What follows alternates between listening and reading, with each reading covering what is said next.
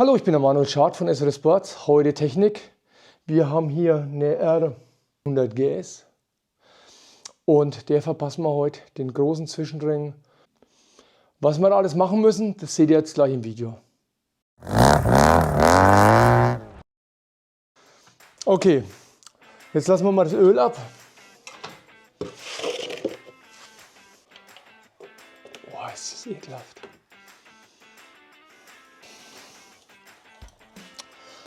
So als kleine Information, das ist ein 1070er. Jo, und der Kunde möchte halt ein bisschen die Temperatur senken und leichter den Ölfilterwechsel. Ja, gucken wir mal. Genau. Das Öl läuft sauber ab. Währenddessen machen wir den Deckel vom Ölfilter runter. Oh.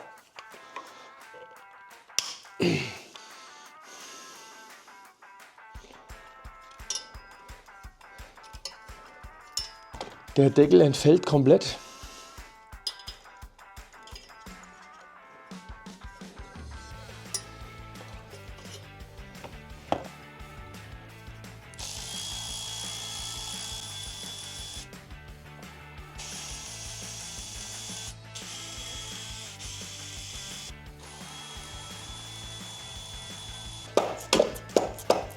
Wie immer tut sich nichts. Also,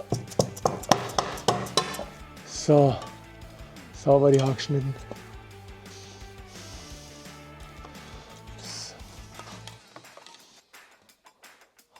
So, jetzt muss man richtig sauber machen. Ne? Also normalerweise geht es einfach so weg, aber heute bin ich da ohne nicht klargekommen.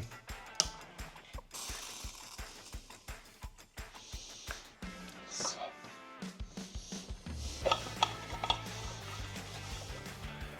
Ich habe jetzt mal die Ölwanne raus zum Reinigen.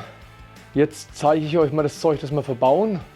Wir haben hier zwei neue Ölwanddichtungen, einen Ölfilter, einmal einen Adapter für das Sieb und die ganzen Schrauben, den Zwischenring und eigentlich ist das ja das Röhrchen für den Ölfilter, für den kurzen, ohne Ölkühler. Und das hier, ups, und das hier ist der neue Deckel. Also wie ihr seht, ist da kein Anschluss mehr für den Ölkühler dran. Der Ölkühler wird dann, wenn, hier angeschlossen. Die Fläche unten ist gereinigt. Jetzt kommt das etwas Trickige. Da unten ist noch das alte Ölfilterrohr drin.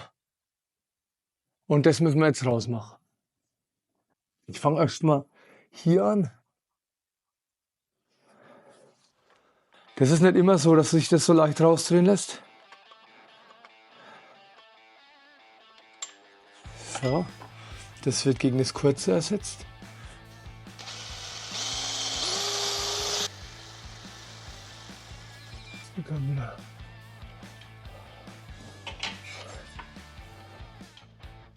Da oben. Hier ist es. So. Das geht leider nur mit Gewalt. Okay, jetzt ist gut. Jetzt können wir das hier einsetzen.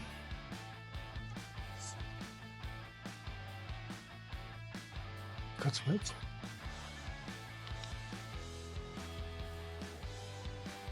Auf den lang, ne? Übersetzen wir einfach. So. Jetzt habe ich euch was von der Verlängerung für Sieb erzählt. Die gehört jetzt hier rein.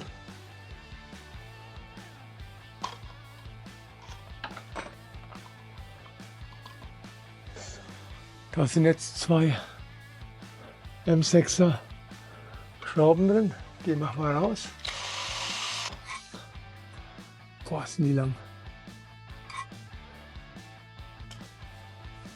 Okay, die Dichtfläche muss auch sauber gemacht werden. Dafür haben wir ja unser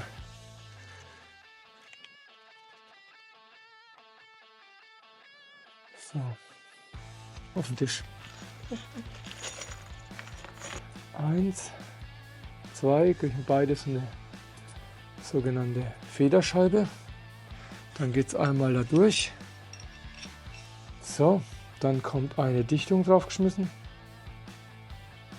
So, einmal ein Sieb, einmal die nächste Dichtung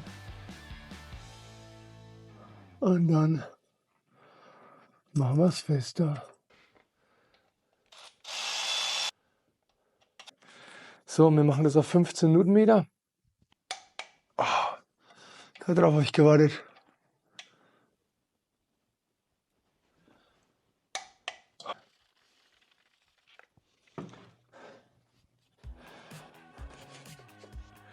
Jetzt sieht man wieder blankes Blech. Also für das Blech müsst ihr aufpassen. Ne? Da gibt es extra Kerben. Hier nach unten schauen lassen. Haben wir letztens erst wieder einen Kunden gehabt. Der hat es nicht geschnallt. Dafür gibt es auch hier an der Seite zwei. Die sieht man jetzt wahrscheinlich nicht. Gibt es auch zwei Ausbuchtungen. So. Vergewissern, dass alles schön fest ist. Wir holen jetzt die Ölwanne.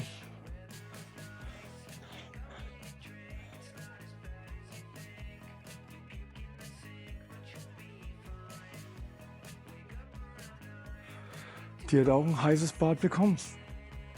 Sieht man, ne? Die ist wieder sauber. Und die war wirklich ekelhaft innen drin. Da mache ich das gleiche, die Dichtflächen. Ziehe ich ein bisschen. Zu viel ist da auch scheiße, weil dann hat man es im Motorblock. Dann kommt die Dichtung drauf, die hole ich mir jetzt da. Das ist halt jetzt doch ein wenig anders da, wenn du eine Ölwanne, einen Zwischenring und alles hast. Wenn man da nichts aufträgt, kann man damit rechnen, dass du Undichtigkeiten hast dann. Ne? Hierher, drauf. Hier habe ich noch ein Öl drin. Da gehe ich um unseren Dichtring rum, damit der schön geschmeidig jetzt ist.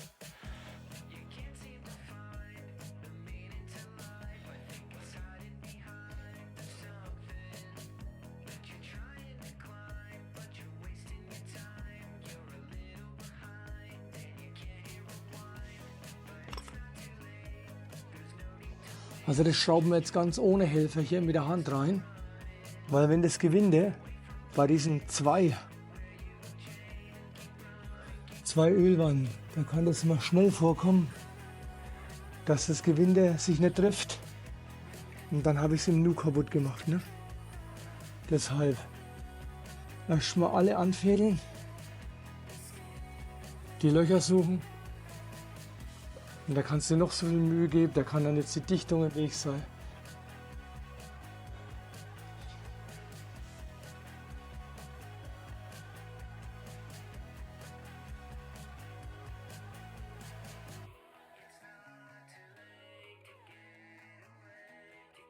So, und da wir ja kein Ölfilter mehr fahren, machen wir den Deckel jetzt mit der Dichtung da drauf.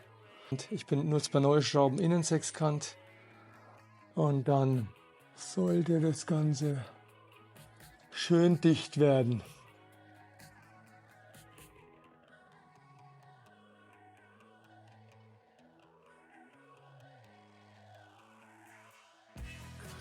Auch die Schrauben müssen sauber angezogen werden, dass da das Öl nicht rausläuft.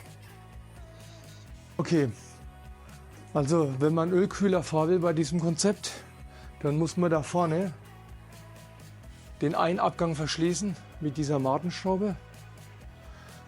Die muss sicher eingedreht sein, dass er auch fest bleibt. Also ich nehme da Fügen und Wellenverbindung, drehe es da rein. Und ganz wichtig, nicht zu tief reindrehen, weil sonst fällt sie einfach hinten rein.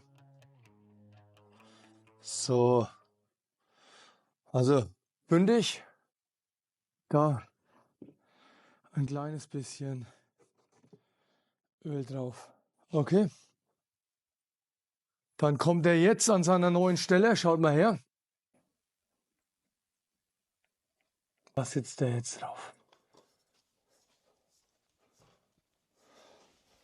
Also ihr seht, es ist eine ziemlich ölige Angelegenheit. Ist auch recht aufwendig. Jetzt lassen wir das Ganze ein bisschen trocknen. Morgen befüllen wir mit Öl. Und das Wichtigste ist, dass wir dann eine Öldruckmessung machen.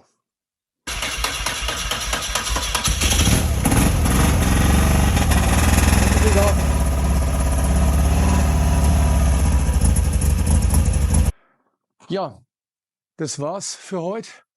Wenn euch das Video gefallen hat, liked uns in Instagram, Facebook, TikTok oder wo auch sonst. Macht die Glocke an. Bis bald, euer Manuel Schad von SWD Sports.